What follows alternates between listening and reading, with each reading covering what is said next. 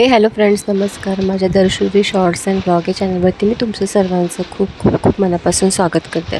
तर आजच्या माझ्या व्हिडिओमध्ये मी तुमच्यासोबत शेअर करते आहे समुद्री मेथीच्या भाजीची रेसिपी. समुद्री मेथीची भाजी म्हणजेच मेथीचा बारीक पाला.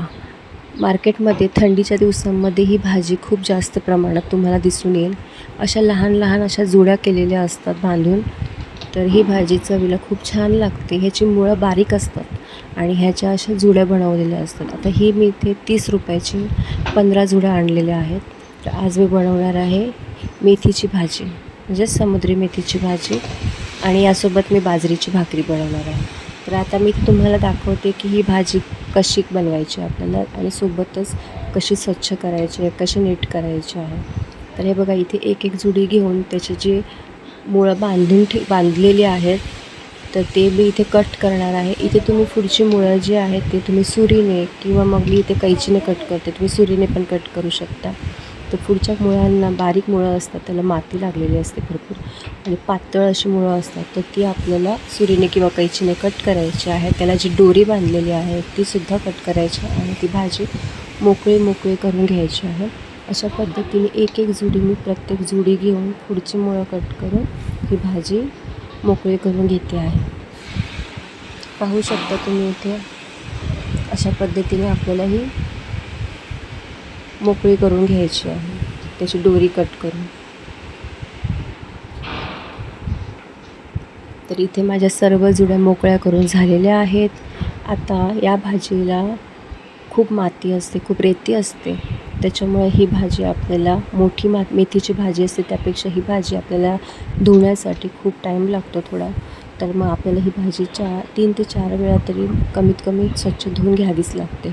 तळायला पूर्ण अशी तुम्हाला माती दिसेल, त्याचे जे कवच असतात ना मेथीच्या दाण्यांचे, ते असे दिसतील. तर ते सर्व आपल्याला गाळून घ्यायचं आहे पाण्याने, स्वच्छ अशी 3 ते 4 वेळा धुवून घ्यायची आहे ही भाजी तुम्हाला.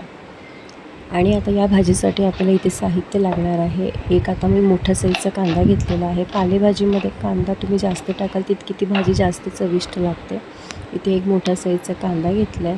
4 ते 5 हिरव्या मिरच्या घेतलेल्या आहेत तिखटासाठी, आणि सोबतच मी इथे एका बाउलमध्ये मुगाची डाळ घेतलेली आहे, जी आपल्याला 10 मिनटं भिजत ठेवायची आहे, आणि मग ती आपण कांद्यासोबत घालणार आहोत.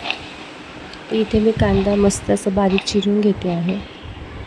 सोबतच हिरवी मिरचीसुद्धा चिरून घेणार आहे मी इथे.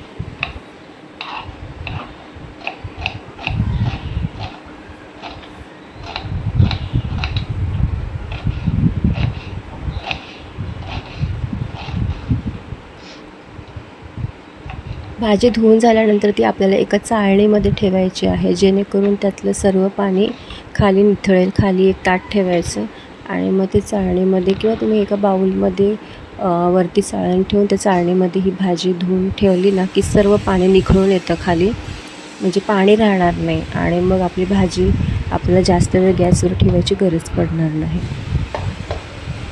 कारण भाजीमध्ये शिजताना जास्त शेवटी पाणी राहता कामा नये. आता इथे मी भाजीसुद्धा चिरवून घेतलेली आहे. खूप बारीक चिरायची नाही आहे आपल्याला इतर पालेभाज्यांसारखी.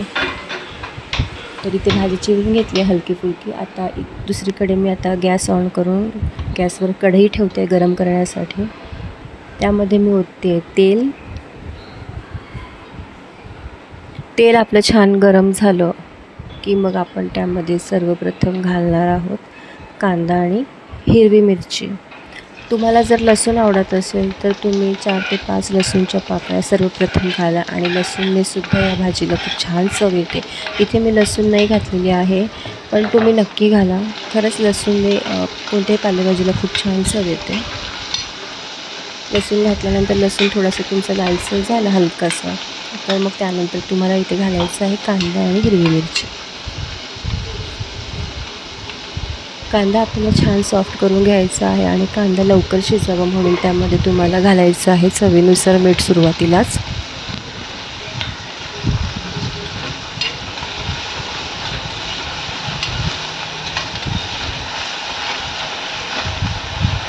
कांदा आणि मिरची तेलामध्ये छान परतता त्यामध्ये मी घालणार आहे मुगाची डाळ, जी मी 10 मिनटापूर्वी पाण्यात भिजवून ठेवली होती ती सुद्धा मी आता कांद्यासोबत परतून घेणार आहे. मुगाची डाळ घातल्याने भाजीला खूप छान टेस्ट येते. तुम्हाला जर नसेल आवडत तर नाही घातली तरी चालेल.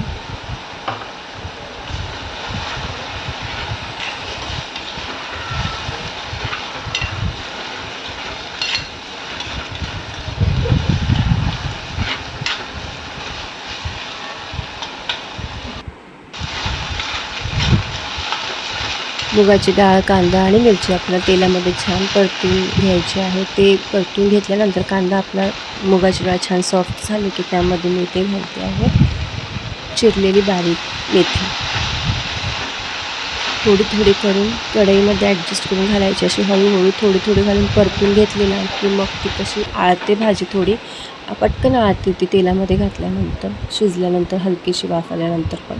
मग हळूहळू करून सर्व त्यामध्ये कढईमध्ये आपल्याला घालून घ्यायचे. एकाच वेळेला तुम्ही कढईमध्ये घालायला गेला तर ती नाही बसत कढईमध्ये कारण ती फुललेली असते. पण नंतर आपण जेव्हा परततो ना तर पटकन ती सर्व भाजी एकदा कढईमध्ये ॲडजस्ट होऊन जाते. तर असं करून सर्व भाजी कढईमध्ये घालून मी ती छान परतून घेईन.